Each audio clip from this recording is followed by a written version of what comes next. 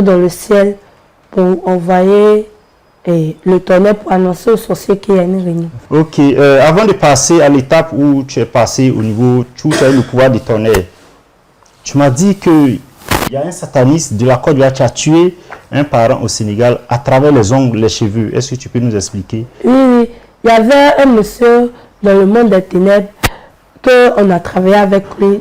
Donc, lui, on avait recommandé de tuer sa nièce pour son sang, il va pas pour faire la cérémonie de mon initiation. Lui, il était en Côte d'Ivoire ici, il faisait la sorcellerie et il était sataniste aussi. Mais il est parti une année en vacances au Sénégal pour rendre visite à sa famille et il allait voir son frère. Et il devait tuer sa nièce, c'est pourquoi il a fait semblant comme s'il va leur rendre visite au Sénégal. Et quand il est parti, il est arrivé là-bas, il riait, il causait avec eux, il les envoyait, la nourriture même qu'il les envoyait d'abord, c'était la nourriture envoûtée même. Il a donné la nourriture, tout ça, ils ont mangé. Et après ça, une semaine, il a fait là-bas, la deuxième semaine. La jeune fille était assise et elle était en train de couper ses ongles. Et puis elle était en train de couper ses ongles. Et elle a pris ses ongles. Au lieu de mettre ça, parce que quand tu es dans le monde physique, que tu coupes tes ongles, que tu es un chrétien, tu mets ça dans un WC et tu appuies la chasse d'eau. Quand l'ongle s'en va, les ongles recueillent ça pour mettre ça dans la poubelle de l'Éternel. Maintenant, quand tu n'es pas chrétien et que tu coupes tes ongles, tu mets dans la poubelle, ça sert beaucoup au monde de l'Éternel, il ne fait pas pour travailler. Et c'est comme ça qu'elle a coupé ses ongles, elle n'a pas mis dans les toilettes et elle a laissé ça dans la poubelle. Quand elle est partie, quand elle s'est levée, son oncle physiquement a pris ses ongles. Et la nuit, il a envoyé ça dans le monde spirituel. Et il a appelé son âme. Et c'est à travers ses ongles qu'il a pu avoir accès à sa vie. Il a contrôlé toute sa vie entièrement à travers ses ongles. Ses ongles étaient genre un accès pour lui de contrôler sa vie. Et c'est à travers ses ongles aussi qu'il a pris pour la tuer dans le monde spirituel. Et physiquement, elle est décédée par un empoisonnement. Oh putain, c'était pas un empoisonnement. Ils ont dit qu'elle était empoisonnée par ses camarades à l'école. Oh putain, elle n'était pas empoisonnée par ses camarades à l'école. Elle a été tuée depuis la maison. Mais c'était un cadavre qui se promenait sans qu'elle se rende compte. Et quand elle a bu la sucrerie, c'était pas empoisonné. Et elle est décédée. C'est comme ça. Et le monde des ténèbres utilise les ongles, les cheveux, même ton sang. Il peut utiliser ça. Même le cordon ombilical, j'utilise pour pratiquer. Même ton cordon, on peut pas utiliser à la sorcellerie. Même tes ongles, on peut pas utiliser à la sorcellerie. Soit même tes cheveux.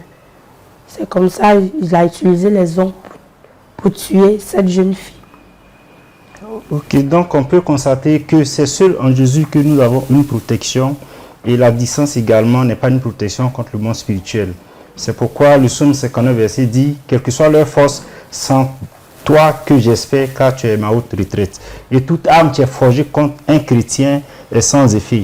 Par contre, ceux qui n'ont pas Christ sont véritablement exposés et sont sous l'emprise du monde des ténèbres.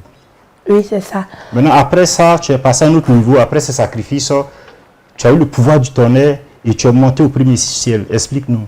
Oui, j'ai eu le pouvoir du tonnerre lorsque j'avais l'âge de 4 ans. J'ai eu le pouvoir du tonnerre. Le pouvoir du tonnerre me servait de rentrer au premier ciel. Lorsque je suis arrivé au premier ciel, il y avait des démons. Il y avait même des anges déchus là-bas. Il y avait un grand démon même. Et ce démon, c'est lui qui gouvernait là-bas. Et ce démon, quand j'ai reçu le pouvoir, je ne voulais pas l'exercer automatiquement. Je voulais attendre le bon moment pour exercer ce pouvoir-là. Et ce démon m'oppressait. Il venait, il prenait l'apparence des humains, il prenait toutes sortes d'apparences. Quand je le vois, il me dit que quand on te donne mon pouvoir, ce n'est pas pour t'asseoir avec, c'est pour utiliser. Donc il m'oppressait, je n'arrivais même pas à me tenir. Et c'est comme ça, je suis partie dans une nuit, je suis partie au premier ciel. Et j'ai croisé ce démon. Et il m'a envoyé dans une, je ne vais pas dire une pièce, mais dans un espace où il y avait un mur là à ma gauche et un mur à ma droite. Et c'est genre comme si c'était un concours. Il a dit, la personne qui lance plus le tonnerre et qu'une grande lumière sort, c'est la personne qui serait gradée et la personne va gouverner tous ceux qui ont le pouvoir du tonnerre. Donc quand j'ai entendu ça, j'ai dit non, moi je ne choue pas, c'est pas ici, il va venir chouer. Donc moi je vais faire tout mon possible. Et puis ça a considéré que c'est moi qui étais la première personne à passer. Et il y avait des démons. Souvent quand il y a les tempêtes dans les pays, il y a les vents si violents, c'est des démons qui sortent 7 fois par an. Dans l'année, il peut sortir 7 fois.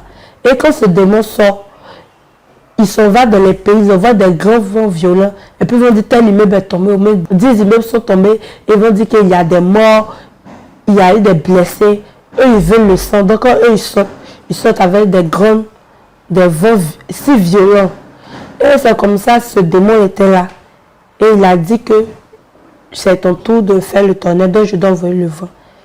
Mais le vent que je vais envoyer serait si violent pour te permettre, pour que ta lumière sorte plus. Et c'est comme ça, j'étais arrêté là. J'avais soulevé ma main vers le ciel. Et je me suis... Et puis, quand tu manifestes tes pouvoirs, il faut avoir une foi que ça va produire. Si tu n'as pas une foi, ton pouvoir va sortir, mais ça ne sera pas, comme les chrétiens le disent, avec vie.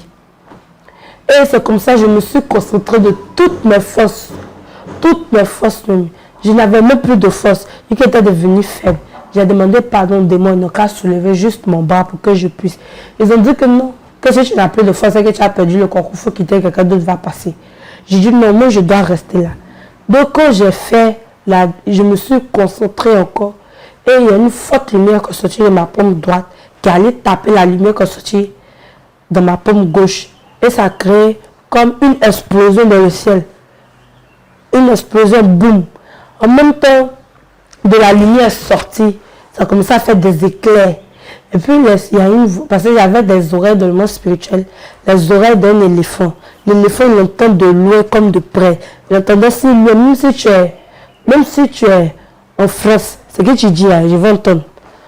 Et c'est comme ça, il y a une femme dans le monde des ténèbres, elle est sur le sorcier, elle était à Bongwanou.